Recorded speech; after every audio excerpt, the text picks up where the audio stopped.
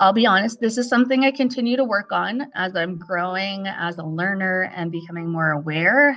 I think probably in university, you all have a lot more knowledge coming into the field than, well, you do have a lot more knowledge coming into the field than I ever did.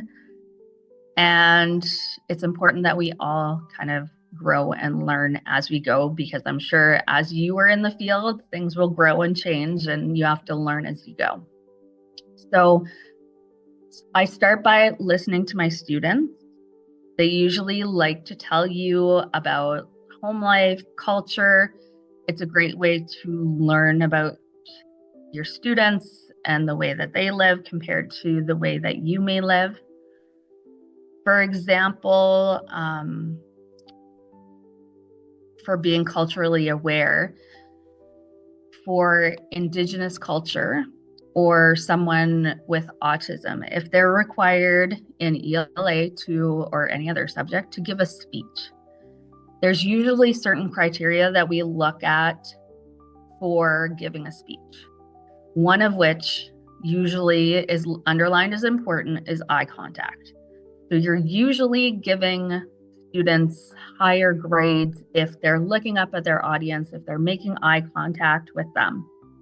However, it's different in Indigenous culture. It would be wrong and inappropriate to penalize a student who's Indigenous or has autism for not making the same amount or any eye contact as somebody who's grown up in more of the Western culture or from England, anywhere, that they didn't make the same amount of eye contact. So I wouldn't penalize a student for that. I would look for the other things. Is their voice clear? Do they know their topic? If they're constantly reading from their cards, it would be appropriate to mark them on that criteria, but I don't feel it's appropriate to mark them on eye contact, because it's not eye contact in Indigenous culture is not used the same way as in Western tradition, typically in Western traditions. Also, another example would be if you had a student celebrating Ramadan, you should always think of them. So they're fasting throughout the day, and that's extremely important. If you've ever had to not eat for a certain period of time in general, it's not easy, let alone going to school and having a full school day with other people eating around you. So I find it easiest to ask them how they're feeling.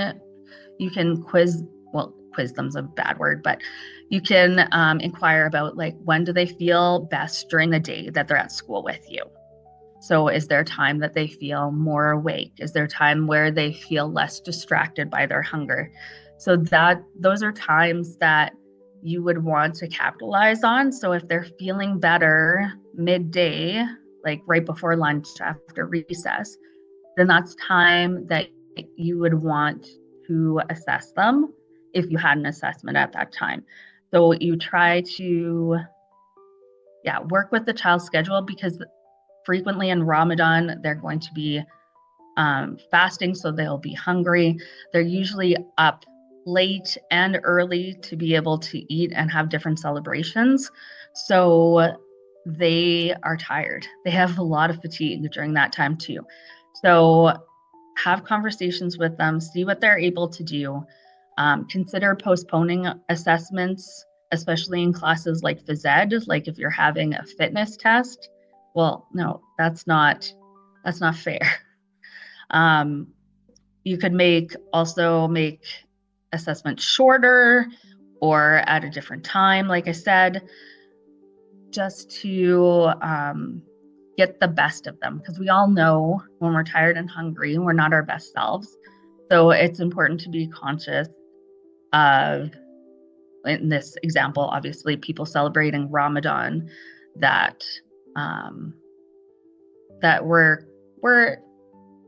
sorry, I can't think of the word. We're cognizant of where they are and not penalizing them or hurting them in some way that's not showing them or showing us an accurate representation of their learning and their knowledge, because that's truly what we're after, is an accurate representation of their knowledge and what they have learned, not how they performed at a certain given time or day.